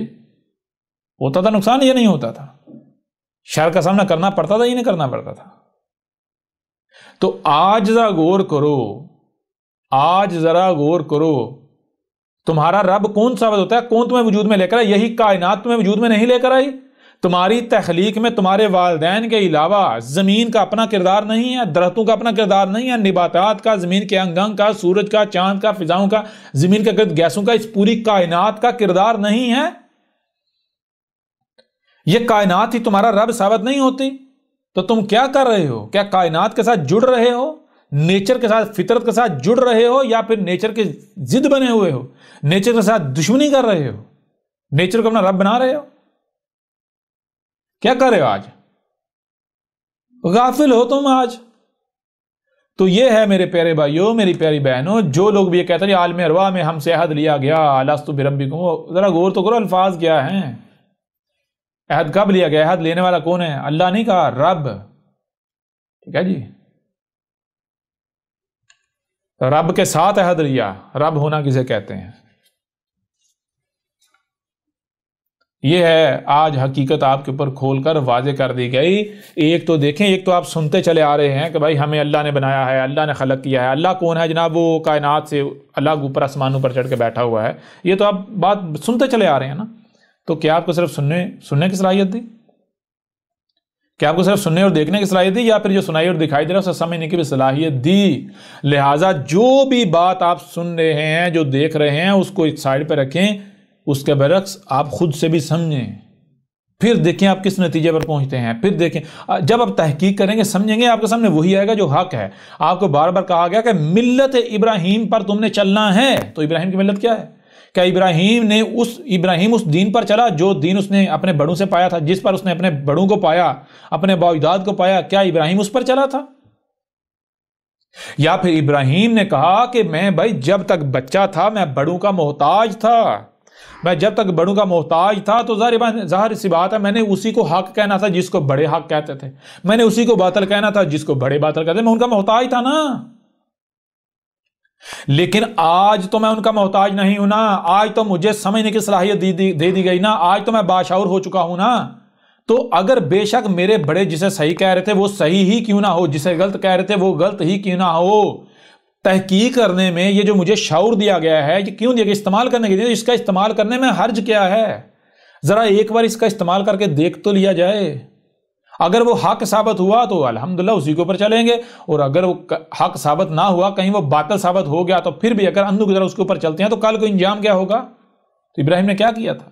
کیا ابراہیم اندھوں کی طرح اسی پر چلا تھا جس پر اس نے اپنے آباء و اجداد کو پایا تھا، یا پھر ابراہیم نے تحقیق کی تھی؟ جی ابراہیم نے تحقیق کی تھی، ابراہیم نے غور و فکر کیا تھا۔ ابراہیم نے کہا تھا جب تک میں بچہ تھا، جب تک میں باشعور نہیں تھا، مجھے صحیح اور غلط کی پہچان نہیں تھی، تب تک میں اسے ہی صحیح کہتا جس کو میرے بڑے صحیح کہتے، اسے ہی غلط کہتا جس کو میرے بڑے غلط کہتے۔ کیوں؟ کیونکہ میں ان کا محتاج تھا۔ لیکن آج تو میں باشعور ہو چکا ہوں نا، لہٰذا آج میں ان کا محتاج نہیں ہوں، میرے رب نے مجھے باشعور بنایا ہے، ٹھیک ہے؟ ان کی میں نے اس وقت تک ماننی تھی جب تک وہ میرے رب تھے، جب تک وہ میرے رب تھے، ٹھیک ہے؟ انہوں نے مجھے جب وجود میں لایا تھا، انہوں نے میرے والدین مجھے وجود میں کیسا لایا تھا؟ میرے والدین جب مجھے وجود میں لایا تھا تو ایسا لایا تھا کہ میرا دیکھنا بھی انتہائی محدود تھا، میں صرف انہیں دیکھ سکتا تھا جو بھی میرے بالکل آنکھوں کے قریب ہوتا تھا، میں بول نہیں سکتا تھا، میں پکڑ نہیں سکتا تھا، ہل نہیں سکتا تھا، کچھ نہیں کر سکتا، وہ مجھے بالکل اپنا محتاج وجود میں لے کر آئے۔ تو اس کے بعد آخر میں کس طرح سننے والا بن گیا، دیکھنے والا بن گیا، سمجھنے والا بن گیا، بااختیار بن گیا، کیسے بن گیا؟ ہاں، جو میں کھاتا رہا، تو جو میں کھاتا رہا وہ کیا ہے؟ کہاں سے آیا؟ وہ تو یہی کائنات فراہم کر رہی ہے۔ لہٰذا میرے والدین نے تو مجھے بالکل اپنا محتاج وجود میں لایا تھا، اس کائنات نے مجھے بااختیار بنایا، یہ مجھے سوچنے سمجھنے کی صلاحیت، پکڑنے کی صلاحیت، پاؤں چلنا، یہ سارا کچھ کس نے دیا؟ اس کائنات نے دیا، رزق کی صورت میں۔ تو جب اس کائنات نے مجھے ایسا بنایا ہے تو کیوں بنایا ہے؟ یوں آپ جب غور کریں گے آپ کے اوپر حقیقت کھل کر سامنے آ جائے گی، حقیقت کھل کر واضح ہو جائے گی۔ تو جب مجھے کائنات نے ایسا بنایا ہے تو پھر کس کو حق حاصل ہے کہ اس کی بات مانی جائے؟ ان ہاتھوں کا استعمال کس کے لیے کیا جائے؟ زبان کا استعمال کس کے لیے کیا جائے؟ کانوں کا، آنکھوں کا، دماغ کا، زبان کا، ہاتھوں کا، ٹانگوں کا استعمال کس کے لیے کیا جائے؟ کیا اسی کا حق نہیں جس نے یہ دیے؟ کس نے دیے؟ اسی کائنات نے دی، اسی کائنات کا حق نہیں کسی کے لیے ان کا استعمال کیا جائے؟ یہ کائنات کیا ہے؟ آپ کو پہلے بتایا کہ جیسے آپ کے جسم کے اندر ایک خلیہ کتنا ہے؟ انتہائی چھوٹا، اس ایک خلیے کے اوپر ایک مخلوق یہ سمجھ لے کہ یہ جو ارد گرد مجھے نظر آ رہا ہے یہ ایسی مخلوقات ہیں، اور ان کے ساتھ چھیڑ چھاڑ کرنا شروع کر دے، تو نتیجہ کیا نکلے گا؟ کیا وہ اپنی بات میں سچی ہوگی اور جو وہ مخلوق کر رہی ہوگی وہ صحیح ہوگا؟ یا پھر وہ ایک خلیہ آپ کا وجود ہے، وہ آپ ہیں، اس خلیے پر جتنی مخلوقات ہیں وہ آپ کا وجود ہے، کب تک؟ جب تک کہ وہ آپ کے ساتھ جڑی ہوئی ہیں۔ وہ کوئی مخلوق اگر ضد بن جاتی ہے اسے آپ کیا کہیں گے؟ آپ کہیں گے وائرس، شریک، آپ کے وجود کے اندر ایک دوسرا وجود، تو آپ اسے، جو بھی آپ کے وجود کے اندر کوئی دوسرا وجود بنے گا آپ اسے برداشت کریں گے؟ اپنے جسم کے اوپر پھوڑا برداشت کریں گے؟ برداشت کریں گے؟ نہیں نہ کریں گے۔ کیوں؟ وہ شریک بن جاتا ہے آپ کا۔ بالکل اسی طرح آپ رب کے اندر موجود ہیں، آپ کو یہ جو نظر آ رہا ہے آپ کو اپنا رب ہی نظر آ رہا ہے، ٹھیک ہے؟ لیکن انتہائی تھوڑا نظر آ رہا ہے نا، اس وقت آپ کو لگتا ہے یہ مخلوقات الگ الگ نہیں ہے۔ ذرا تحقیق کرو، غور کرو، کیا ہر مخلوق ایک دوسرے کا کنیکٹڈ نہیں ہے؟ آپ اپنے رب میں موجود ہو، اللہ میں موجود ہو، ٹھیک ہے؟ یہ تمہیں ہر طرف رب ہی نظر آ رہا ہے، تو اس کے ساتھ جڑنا ہے، اس کے نقصان نہیں پہنچانا، اس کا شریک نہیں بننا، اس کے ساتھ جڑنا ہے، جیسے مشین میں پرزہ اپنے مقام پر فکس ہوتا ہے، ٹھیک ہے نا؟ کیا یہ کر رہے ہو؟ نہیں کر رہے. اگر نہیں کر رہے تو جان لو آج آخری موقع ہے تمہارے پاس، آخری موقع ہے. یوں نہ صرف اس سوال کا جواب آپ کے اوپر کھول کر واضح کر دیا گیا، بلکہ یہ جو اتنا بڑا دجل قرآن سے منسوب کیا گیا، جو قرآن کے اوپر افطرا کیا گیا، ان ملاٹوں نے جو اللہ کے اوپر افطرا کیا تھا، افطرا عظیم، اس کی حقیقت بھی آپ کے اوپر کھول کر واضح کر دی کہ یہ ملاٹے، تمہارے ملاٹے جنہوں نے دین کا ٹھیکہ اٹھایا ہوا ہے، کتنے بڑے مجرم ہیں. ان کو مجرم ثابت کر دیا. انہوں نے کس طرح قرآن کے ساتھ کھلواڑ کیا، کس طرح قرآن کو بدل دیا، کتنی جرت کے ساتھ اللہ کے اوپر وہ باتیں منسوب کی، اللہ کے اوپر وہ باتیں ڈال دیں کہ جن کے بارے میں یعنی کہ سوچنا بھی اللہ کی رب کی توہین ہے. انہوں نے اتنی جرت کی. یہ ہے تمہارے ملاٹے دین کے ٹھیکیدار جن کے پیچھے تم اندھوں کی طرح چل رہے ہو. ٹھیک ہے، جو تمہیں تحقیق سے روکتا ہے، غور و فکر سے روکتا ہے، کیا وہ تمہارا ناسخ ہو سکتا ہے؟ جی، کیا وہ تمہارا خیر خواہ ہو سکتا ہے؟ غور تو کرو. یہ لوگ تمہیں روکتے ہیں تحقیق سے. کیوں روکتے ہیں؟ اسی لیے روکتے ہیں کیونکہ ان کو پتا ہے جس دن آپ نے غور و فکر کر لیا، تحقیق کر لی، آپ ان کے چنگل سے آزاد ہو جاؤ گے، آپ ان کے لگائے ہوئے مصنوعی داروں سے آزاد ہو جائے گا، نکل جاؤ گے. ٹھیک ہے نا؟ یہ نہیں چاہتے. ان کی دکانداریاں بند ہو جائیں گی. یہ جو طبقہ ہے، یہ طبقہ، یہ جتنا بھی اس طرح کا طبقہ ہے، وہ بے شک سائنسی ہو یا مذہبی ہو، یہ دونوں ایک ہی سکے کے دو رخ ہیں. یہ نہیں چاہتا کہ آپ تحقیق کرو. ایک طرف مدرسوں میں، مسجدوں میں برین واش کیا جا رہا ہے، آپ کے اندر اپنے سافٹ ویئر پروگرام انسٹال کر رہے ہیں، اپنی پروگرامنگ انسٹال کر رہے ہیں. دوسری طرف یہ اسکولوں، کالجوں، یونیورسٹی کے نام پر آپ کو ربورٹ سمجھ کر آپ کی پروگرامنگ کی جا رہی ہے، اور آپ کو پھر ایک طرف مذہبی طبقہ اپنے مفادات، اپنے مقاصد میں استعمال کرتا ہے، اپنی خواہشات کی اتباع میں، اور دوسری طرف یہ جو اپنے آپ کو سائنسی کہلواتے ہیں وہ آپ کو استعمال کر رہے ہیں روبوٹ کی طرح. کچھ جو ہیں وہ مذہب کے غلام بنے ہوئے ہیں، مذاہب کے غلام ہیں، اور کچھ جو ہیں وہ یہ سائنس کے نام پر جو دین جدید ہے، مذہب جدید، اس کے غلام ہیں. ان کے ہاتھوں میں کھیل رہے ہیں. تحقیق دونوں نہیں کرنے دیتے. ذرا غور و فکر تو کرو، تحقیق تو کرو. آج تمہارے پاس آخری موقع ہے. اس کے بعد جان لو تمہارے پاس سوائے پچھتاوے کے کچھ نہیں رہے گا. اور یہ ہے احمد عیسیٰ کی دعوت. ذرا بتاؤ، کیا احمد عیسیٰ تم سے کوئی چندے مانگ رہا ہے، کوئی فنڈ مانگ رہا ہے، کوئی اجرت مانگ رہا ہے، کوئی بدلہ مانگ رہا ہے؟ بتاؤ ذرا، کیا احمد عیسیٰ تم سے کچھ مانگ رہا ہے؟ جی، احمد عیسیٰ کیا کوئی زور زبردستی تمہارے اوپر کوئی چیز، کوئی بات مسلط کر رہا ہے؟ احمد عیسیٰ تمہاری کسی کمزوری کا فائدہ اٹھاتے ہوئے کوئی اپنی بات تمہارے دماغوں میں زبردستی ٹھونس رہا ہے؟ احمد عیسیٰ تمہارے اوپر کسی قسم کا کوئی دباؤ استعمال کر رہا ہے؟ نہیں نا. تو پھر تمہیں ڈر کس چیز کا ہے، خوف کس چیز کا ہے؟ جی احمد عیسیٰ کی بات نہ سنیں، اس کی بات سنو گے تو تمہارا ایمان جاتا رہے گا. بڑی عجیب بات ہے. گدھے کے بچوں، قرآن تم کہتے ہیں ہم قرآن کے ماننے والے. قرآن بار بار کہہ رہا ہے غور و فکر، غور و فکر، غور و فکر، غور و فکر. جہاں سے بھی کوئی بات حق کے نام پر بات سامنے آتی ہے، آواز بلند ہوتی ہے، اس کو سنو سنو سنو، سمجھو سمجھو سمجھو. اور تم کہتے ہیں نہیں جی، پھر کہتے ہیں ہم قرآن کے ماننے والے. تم سے بڑا قرآن کا منکر ہی کوئی نہیں. قرآن کی توہین کرنے والا تم سے بڑا کوئی ہے ہی نہیں. کہتے ہیں ہم اللہ کو مانتے ہیں. اور اللہ کو مانتے ہیں، پہلے یہ تو تمہیں علم ہونا چاہیے اللہ ہے کیا. اللہ کا تمہیں علم نہیں. اللہ کو مانتے ہو، اللہ کی مانتے ہو، پتہ تمہیں اللہ کا ہے نہیں، رب کا علم تمہیں ہے نہیں، کسی چیز کا تمہیں علم ہے نہیں. تم تو اندھوں کی طرح اپنے اباؤ کے پیچھے چل رہے ہو. لہذا اس نشست کو یہیں پر کلوز کرتے ہیں.